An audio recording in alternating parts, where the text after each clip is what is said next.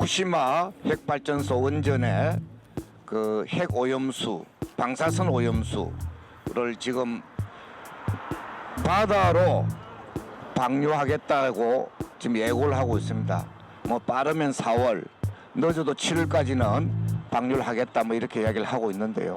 문제는 방사선 오염수가 안전하지 않다는 겁니다. 안전성이 검증되지 않았습니다.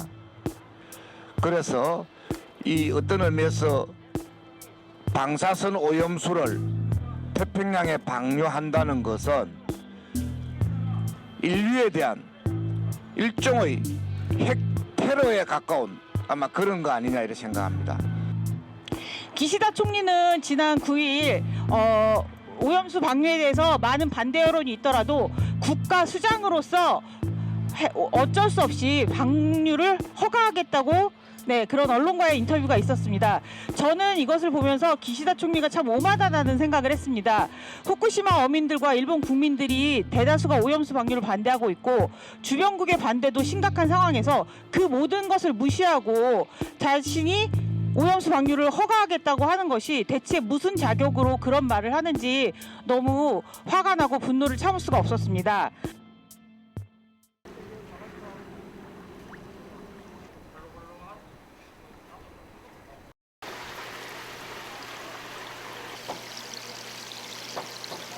우리가 이 수입 들어올 때 방사능 그 어느 수준만 하면 이거 통과되잖아요. 그 수준만 너무 이게 다 통과시키니까 그러니까 우리 저기 이 방역하는 데에서 잘 관리를 잘 해주면은 뭐 문제가 없겠죠. 뭐 들어오는데 거기는 뭐 여러 개 가지고 뭐 일본산 들어오면은 다 체크하잖아요. 이거 아니면 통과 아니면 통과 안 시켜주고 빠꾸 시키고 너무 많은 거는 뭐 아예 뭐 못 나오게 하잖아요. 그것만 잘 해주면은 뭐 그거는 뭘 문제 없다 생각해. 내나 똑같아 뭐. 형님 손자가 방사능 음식을 먹는다 생각해라. 형님 먹는 게 아니고 여러 가지고 되라고. 금방은 형님이 먹는 게 아니고 형님 손자가 먹는 거예요. 손자가 여러 아이를 태어나고 여러 완전히 형님은 뭐 나중에 먹으면 전혀 상관없는데 옛날 히로시마 그 원전 폭탄 이거 가지고 형님 손자가 다 그렇게 된다니까. 고담이 하고 형님 손자가 다 먹는 기다. 사장님 걱정이 좀 많이 크신 것 같아요. 그 잘 차린 밥상에 양전불 뿌리 넣으면 누가 그 밥 먹습니까? 아무도 안 먹지요. 그거 누가 먹겠어요, 그거. 지금 당장 표 안 난다 해도 그게 언젠간 그 표가 날 거고 쌓이다 보면은 표가 나는 건데, 언젠가는. 나는 상관없는데 내 자세가 내 손자는 먹는다고 말입니다. 그게 그거 뭐 채널 없앤다고 없어집니까? 없어지면 저거 앞바다에 뿌리지 왜 먼데 갖다 뿌립니까? 저거 타격 안 받으려고 뿌리는 거 아닙니까? 저거 분명 타격이 있는 거 아니까. 그 타격이 없으면 저거 앞바다에 뿌리, 저거 땅에 뿌리지 왜 그 먼 데까지 가서 뿌리겠습니까? 저거 피 덜 보려고 그런 거 아닙니까? 그 예전에도 조금 계속해서 이렇게 오염수 방류한다 그래가지고 그 나올 때마다 좀 이렇게 장사하시는 분들이 그걸 좀 못하게 해야지, 정부에서요. 그거 하려고 국회의원 뽑고 대통령 뽑고 하는 건데 그 사람들 못하게 해야지. 근데 지금 현재 정부에서 뚜렷한 입장이라든가 방안이 없거든요. 그걸 안 하잖아요, 그거. 만약 그걸 갖다 미국 앞바다에 뿌린데 보세요. 미국 사람들 가만히 있겠는가? 저거 앞바다 지금 당장 그 영향이 없으니까 미국이 가만히 있는 거죠.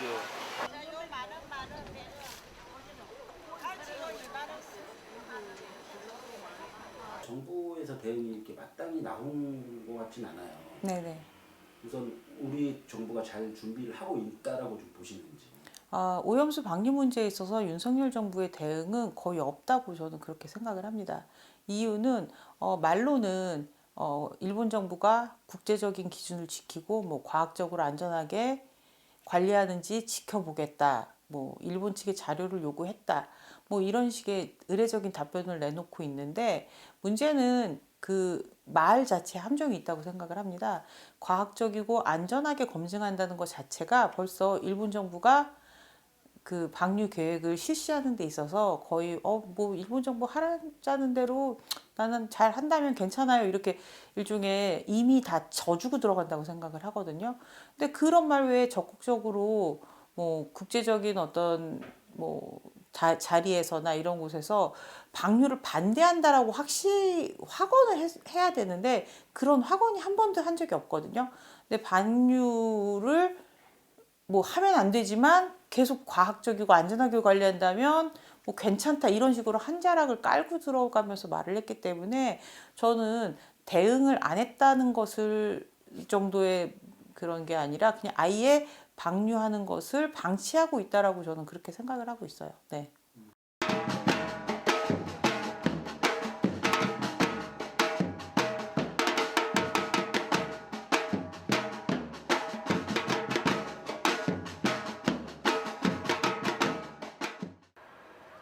일본 정부는 올해 오염수를 바다로 반출하겠다고 합니다. 탱크에 저장되어 있는 오염수의 양은 현재 132만 톤입니다. 삼중수소 농도로 따지면 860조 베크렐입니다. 배출 기준 농도의 40분의 1로 희석해서 연간 22조 베크렐씩 30-40년에 걸쳐서 바다로 방류하겠다고 하는 계획입니다. 어떤 반사성 물질이 얼마 정도의 농도로 존재하는지 정확하게 파악조차 못하면서 배출 기준 농도 이하로 하면 문제가 없다고 아주 뻔뻔하게 주장하고 있습니다. 일단 일본 정부가 30년 동안 오염수를 방류하겠다라고 한 것은 이른바 페로 계획이라는 게 있습니다. 그러니까 지금 현재 후쿠시마 원전은 2011년 대지진으로 인해서 정전이 되면서 냉각이 되지 못한 원자로에 있던 핵 연료들이 녹아내렸거든요. 녹아내리면서 수소 폭발이 일어난 것인데 그 녹아내린 핵 연료들이 지금 현재도 건물 잔해하고 함께 엉클어져서 그냥 그 건물 안에 존재하고 있어요. 그런데 지금이라도 냉각수를 붓지 않으면 기온이 온도가 올라가면서 다시 폭발할 가능성이 있기 때문에 계속 식혀주기 위해서 냉각수를 붓게 되고 그 냉각수들이 방사성 오염수가 되는 거거든요. 근데 그러면 우리가 쉽게 생각해서 방사성 오염수가 더 늘어나지 않으려면 어떻게 해야 될까요? 녹아내린 핵연료를 제거해야 돼요. 근데 엊그제도 일본 언론에서 발표한 내용이 그 녹아내린 핵연료로 추정이 되는 양이 건물 잔해하고 이제 함께 엉켜 있는 양이 약 880톤이라고 추정을 하고 있어요. 근데 왜 추정이냐 하면 정확히 들어가서 조사해 볼 수가 없거든요. 높은 방사선량과 고온 다습한 환경 뭐 이래서 로봇들이 조사하러 들어가서 다 고장이 나서 나오기 때문에 정확한 그 양을 몰라요. 사실 880톤보다도 더 많아질 수도 있고 적어질 수도 있지만 아마 더 적어지는 않을 것 같긴 하거든요. 그게 기간도 시뮬레이션에 따라서 조금씩 달라요. 보면은 어떤 데는 보면은 뭐 40 며칠 만에 온다라는 데도 있고, 어떤 데는 보면은 뭐 1년에서 2년 정도 걸린다는 것도 있고. 근데 어쨌거나 중요한 것은 몇 년이 되었든지 간에 도달을 한다는 거죠. 왜냐면은 바다는 다 이어져 있잖아요. 그러니까 이제 바닷물은 당연히 이어져 있으니까 돌아다닐 수밖에 없고. 이미 뭐 여러 연구 결과를 통해서 최근에는 서울대에서도 연구 결과를 발표했더라고요. 우리가 이제 흔히 생각하기에 세슘이라는 어떤 방사성 물질들이 버려진다면, 오염물질이 버려지면 우리는 이렇게 천천히 점점 더 균질하게 퍼지면서 뭐 제일 앞바다가 가장 오염이 심하고 먼 바다가 오염이 덜하고 뭐 이럴 것 같다고 생각을 했지만 실질적으로 연구 결과를 보면 그렇지 않다는 것이 증명이 됐고, 뭐 세슘 같은 경우에는 수평으로 퍼지는 것이 아니라 뭐 수직으로도 이동을 하면서 굉장히 더 깊은 바다까지 오염이 퍼진다는 게 이번 서울대 연구 결과였어요. 그런 식으로 우리가 상상하지 못하는 다양한 새로운 형태로 오염이 퍼지면서 결국은 뭐 그 2011년 후쿠시마 원전 사고 직후에 버려졌던 오염수가 한 7개월 만에 제주도에 도착했고 1년 만에 남해안하고 동해안까지 다 도달했다는 연구 결과가 있었거든요. 그러니까 이번에도 버려진다면 아마 같은 결과로 7개월 정도면 우리나라가 영향을 받을 거라고 보고 있습니다. 오염수는 탱크에 저장되어 있는 것이 전부가 아닙니다. 원자로 건물 안에는 여전히 처리되지 않는 고농도 오염수가 존재합니다. 그 양은 삼중수소 농도로 따지면 약 1200 베크렐에 달합니다. 그러니 앞으로도 계속해서 오염수는 늘어나고 바다로 반출될 것이라는 뜻입니다. 지금 우리가 계속 되게 좀 답답한 것 중에 하나가 계속 삼중수소만 얘기를 하고 있어요. 물론 삼중수소가 오염수에 그대로 그 뭐 860 베크렐이라는 뭐 860 베크렐이라는 뭐 수치 때문에 이게 사람들이 삼중수소만 계속 얘기하는데 실질적으로 일본 그 방사성 오염수에는 그 외에 다른 핵종들도 다 제거되지 못한 채 잔류하거든요. 그러면 그런 핵종들 중에 탄소 14, 뭐 세슘도 그렇고 우라늄도 그렇고 남아있는 것들이 핵종마다 다 다르게 축척이 되고 어종에 따라서는 어떤 거에 따라서도 다 다르게 축척이 되는데 그런 거에 대한 얘기는 없이 오로지 물로 희석했을 때 농도가 낮아서 우리에게 영향이 없다라는 그런 얘기만 하고 있는 거죠. 일본 정부가 계속 안전하고 과학적이라고 주장하는 건 뭐냐면 일본 정부가 오염수를 버릴 때 1리터짜리의 오염수를 1000리터에다 희석해서 버리기 때문에 당연히 버릴 때는 농도가 낮아지니까 안전하겠죠. 그런 공학적인 얘기만 하고 있는 거예요. 공학적으로 안전하다고 해서 그게 실질적으로 자연에 버려졌을 때 안전하다고 할 수 있느냐? 그렇지 못하다는 거죠. 이 오염수는 사고 원자로를 식힌 물인 만큼 안전에 대한 우려가 큰데요. 그래서 일본 측은 당초 오염수에서 64종의 방사성 물질을 측정해서 안전한지 확인한 뒤에 방류하겠다고 했습니다. 그런데 최근 일본 측이 이 64종 가운데 절반 이상의 방사성 물질을 무더기로 측정해서 제외하는 방안을 우리 정부에 알려온 것으로 드러났습니다. 그러니까 그것도 되게 무슨 기준으로 그럼 니네가 그렇게 핵종을 마음대로 주려니 얘기를 하면은 예를 들면 그러니까 요오든 옛날 말이고요. 요새는 아이오딘이라고 하더라고요. 아이오딘 131 같은 경우에는 반감기가 8일이에요. 그러니까 세상에 지금 뭐 이렇게 뭐라 해야 되지? 그 우라늄 연료를 통해서 방출된 뒤 8일, 일주일 정도면은 반으로 줄어들어서 사실 금방 사실은 없어지는 방사성 물질이거든요. 그러니까 그 64개 핵종 중에서 그런 것처럼 반감기가 짧은 핵종하고 예를 들면 독성이 또 예를 들면 스트론튬이나 세슘이나 우라늄 같은 경우에는 독성이 굉장히 독한데 독성이 낮은 방사성 물질들도 있어요. 그러면은 일본 정부가 반감기가 짧거나 그렇게 독성이 낮아서 바다에 버려져도 환경에 영향이 없다고 판단한 것들에 대해서 줄인 거거든요. 그러면 그런 것들에 대해서 어디 전문기관이나 국제적인 어떤 다른 주변국들에게 양해를 구하고 검사를 받았느냐 하면 그게 아니라 순전히 일본 정부가 정한 기준에 의해서 자기들 마음대로 정한 거거든요. 그러니까 믿을 수가 없는 거죠. 캐시나 이걸 다 같이 들면서 깐따뼈를 할 텐데 연습을 한번 하고 가죠, 도현 씨. 여러분들 연습을 한번 해보도록. 아무래도 원래 이 전 세계 지구가 이미 방사능에 많이 오염된 상태이긴 하지만은 추가적으로 방사능 오염수를 반출하겠다라는 것은 정말 심대한 영향이 있을 거라고 생각하고요. 그리고 또 문제는 대안이 있거든요. 이거를 바로 바다로 반출하지 않아도 되는 여러 가지 대안들이 제안됐음에도 불구하고 일본 정부가 제일 값싸고 그리고 손쉬운 방법으로 해안 반유를 선택했다는 게 그게 정말 문제가 있다고 생각합니다. 너무 어이없고 그리고 그게 경제적인 논리에 의해서 그냥 무단 방류하는 거잖아요. 무단 방류 외에도 방법이 있다고 합니다. 그걸 모색을 해야지 그냥 쓰레기 버리고 나몰라라 하는 거는 그게 정말 정의로운가 사람으로서 그게 할 행동인가라는 그런 생각이 들어요.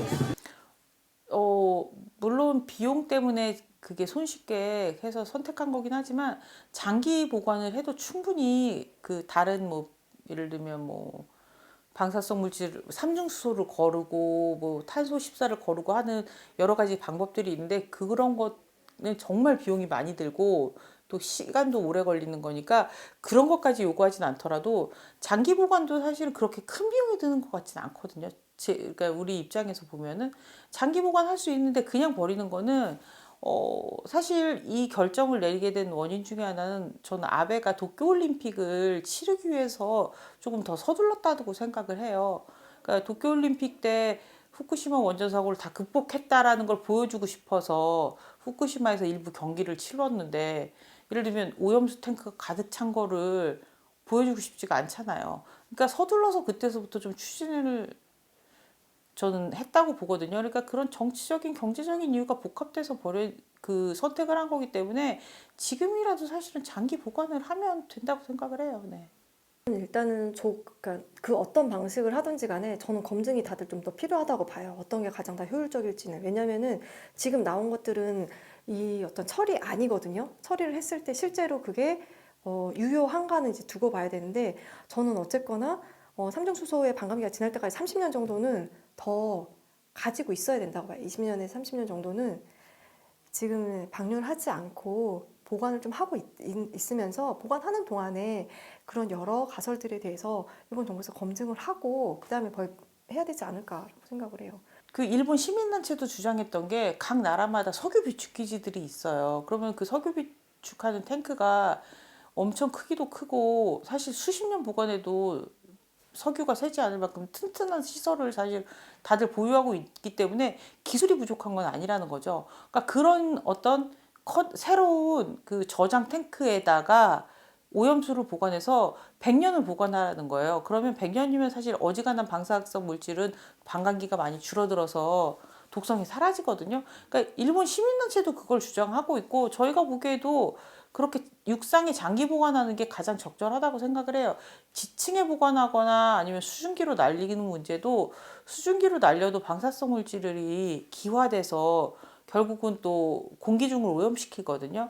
지층에 보관하는 것도 그 고형화해서 시멘트를 섞어서 보관하라는 건데, 시멘트를 섞으면 양이 더 많아져요. 오염수가. 그렇잖아요. 물에다가 시멘트를 섞으면 얼마나 섞을지 몰라도 뭐 2배, 3배 많아지거든요. 그러니까 그거를 땅에 묻는 것도 쉬운 방법은 아니라고 생각을 해서, 저는 튼튼한 탱크를 새로 지어서 장기 보관하는 게 제일 합리적인 방법이라고 생각을 해요. 먹는 신용 좀 해주실 수 있어요? 일본 정부에 후쿠시마 방사성 오염수 장기 보관을 요구하라. 기시다 총리는 지난 9일 일본 언론과 인터뷰에서 오염수 방류에 관한 반대 여론이 여전히 거세지만 오염수 방류를 국가 수장으로서 스스로 결정하겠다고 발언했다. 저는 너무 화가 났던 것 중에 하나가, 일단 기시다 총리의 태도가 너무 오만했었어요. 그러니까 지금 현재 일본 어민들, 그러니까 후쿠시마 어민뿐만이 아니라 일본 어업협회 전체가 다 이 오염수 방류를 반대하고 있거든요. 근데 일본 정부가 계속 얘기했던 게 뭐냐면, 후쿠시마 어민들이 반대한다면 방류하지 않겠다라고 했었어요. 근데 이번에 말을 쫙 바꾼 게, 지난 9일날 일본 언론과의 기시다 총리가 이렇게 인터뷰를 하면서 반대 여론이 있는 걸 안다. 하지만 국가 수장으로서 스스로 결정하겠다. 방류를 결정하겠다라고 얘기를 했는데, 저는 그게 너무 화가 나는 거예요. 아니, 국가 수장이라는 게 국민의 지지가 없으면 국가 수장이라는 게 의미가 있으며, 그게 자국 내에서 자국 내 땅에다 버리는 게 아니잖아요. 태평양이라는 모두의 바다에 버리는 건데, 감히 국가 수장 스스로라는 말을 할 수 있나? 그 주변 인접 국가에 대한 예의는 다 뭐 밥 말아 먹었나? 이런 생각이 들더라고요.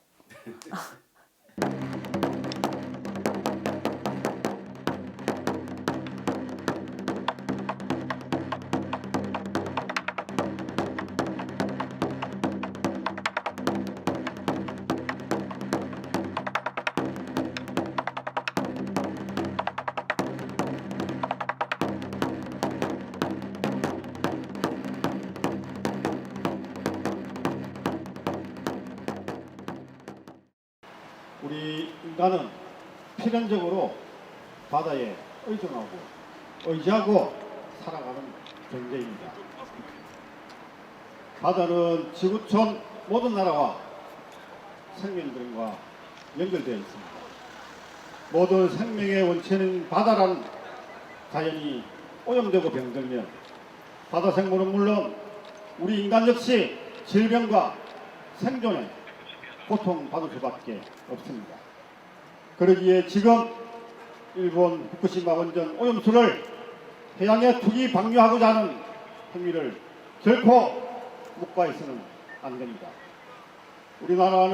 우리나라뿐만 아니라 전 세계가 직간접적인 피해를 입기에 결코 일본이든 미국이든 몇몇 나라가 마음대로 결정할 수 없는 일입니다. 교란이라든가 생태계 파괴 이런 문제도 충분히 있을 것 같은데요. 당연히 있을 수밖에 없죠. 당연히 있을 수밖에 없는데 아무도 연구해 본 적이 없기 때문에 인류가 처음 겪는 재앙 중에 하나이기 때문에 그러니까 체르노빌 핵사고는 육지로만 퍼졌어요. 방사성 물질이. 그런데 바다에 이렇게 대량의 방사성 물질이 버려진 게 후쿠시마가 처음이거든요. 그러니까 어떤 식으로 오염이 나타날지 아무도 모르는데 하나 추측해 보는 거는 체르노빌 핵발전소 사고가 일어난 지가 36년째, 37년째예요. 그런데 유럽산 우크라이나 버섯에서 얼마 전에만 해도 1,400베크렐이 검출이 됐어요. 세슘이. 그래서 우리나라에 수입이 되려다가 폐기됐거든요. 아직도 그렇게 수천 베크렐이 검출이 되고 있고 유럽에 있는 토양들, 프랑스 저 남부에 있는 토양에서도 아직도 세슘이 몇백 베크렐씩 검출이 돼요. 그러면 후쿠시마의 미래가 결국 체르노빌이라고 봐야 되거든요. 이제 후쿠시마 원전 사고 일어난 지 12년인데 앞으로 어떤 식으로 오염이 계속 진행될지 그것들이 어떻게 영향을 끼칠지는 아무도 모르는 거죠. 체르노빌에서 원전수 방류하겠다고 했을 때 일본이 가장 먼저 반대를 했잖아요. 아, 그럼요, 그때 그럼요. 보니까는 자기네들 미래 세대한테 오염된 바다를 물려줄 수 없다라는 주장을 펼쳤더라고요. 그럼요. 아주 그리고 저희가 방사능 물질에 대해서 이제 처음에 공부를 하게 될 때 자료를 다 어디서 봤냐면 일본에서 봤어요. 일본에서 체르노빌 관련된 지역에서 수입되는 식품들을 얼마나 철저하게 방사성 물질들을 검사해서 다 걸러냈는지 몰라요. 그러고 나서는 이제 와서 이제 후쿠시마 터지고 나니까 그런 일에 대해서는 나는 모르쇠 이러고 있는 거죠.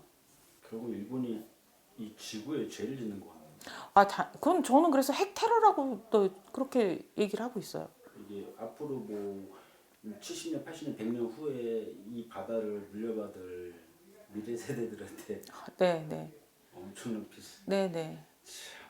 그래서 저는 그 일본의 유명한 괴수 영화 있잖아요. 고지라. 그 고지라가 결국 방사능 오염 때문에 나온 거거든요. 저는 일본이 고지라를 만들려고 하는 건가? 실질적으로 농담 삼아 그런 얘기도 하는데 정말 저는 그런 괴물이 나오지 않는다고 자신할 수 있나? 그러면 자신 있게 아니라고 대답을 할 수는 없어요. 우리는 어떻게 준비해야 되나요, 그러면? 일단 최선을 다해서 막기 위해서 최선을 다해야 된다고 생각을 해요. 왜냐하면 정말 안 버려지는 게 그러니까 바다에 투기되지 않는 거가 제일 좋은 시나리오니까.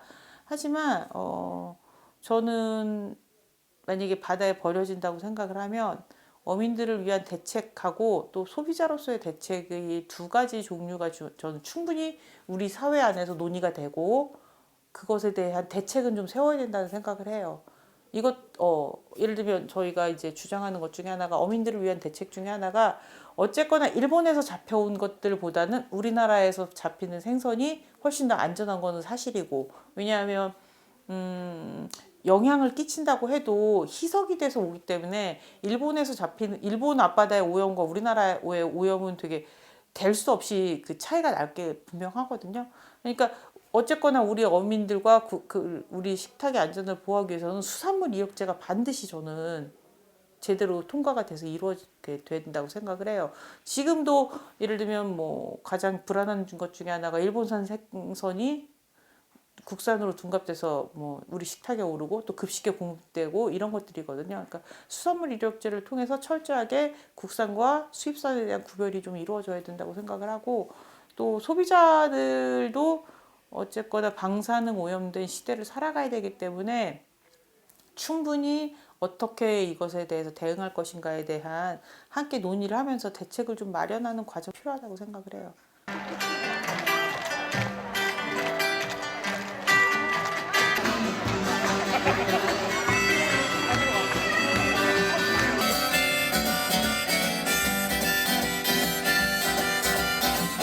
후쿠시마 방사능 오염수 방류 반대한다! 이 사고는 체르노빌 핵사고와 같이 국제 원자력 사고 등급 중 가장 높은 등급인 7등급으로 기록되었다. 후쿠시마 핵발전소 1, 3, 4호기의 폭발로 인한 대량의 방사능 물질은 인근 대기와 토양을 오염시켰으며 제염을 위한 토양 폐기물만 도쿄돔 11개 분량에 달할 정도이다. 지금도 핵발전소 반경 40km 이내에 거주했던 사람들의 70% 정도는 여전히 고향으로 돌아가지 못하고 있다.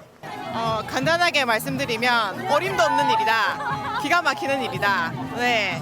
그래서 너무 독단적인 행동에 저희는 결사적으로 반대를 하고요. 네. 너무 이게 세계적인 우리 이 지구 하나밖에 없는 이 지구를 일본 혼자서 독단적으로 결정하고 방류한다는 그것은 저희는 절대적으로 반대한다. 네. 라는 입장입니다. 결코 있을 수 없는 일이다. 정보를 공개하고 있는지 어떻게 구성이 되어서 그거를 조사하고 있는지에 대해서 과연 투명한가에 대해서 그 투명과 국민에 대한 신뢰도를 높이는 일은 해수부의 의무와 책임이 있다고 생각합니다. 그것이 국민에게 동의를 얻지 못한다는 것은 그만큼 노력과 역할을 안 하고 있다, 못하고 있다라는 부분이 있고요. 그래서 저희가 이렇게 나와서 호소를 하고 캠페인을 벌이는 이유 중에 하나일 거라고 생각을 합니다. 네. 그게 일단 당장은 먹거리고요. 아이들 건강이죠. 이게 우리는 사실 저는 50대가 넘었는데 살 만큼 살았다고 생각하거든요. 그 다음 세대는 어떡할 건데요. 그게 제일 문제고 다른 생명들 지금은 인간은 말이라도 하고 저항이라도 하고 이게 표현을 하잖아요. 말 못하는 생명들, 무생물들 그런 존재들은 어떻게 할지도 한번 생각해봐야 된다고 생각해요.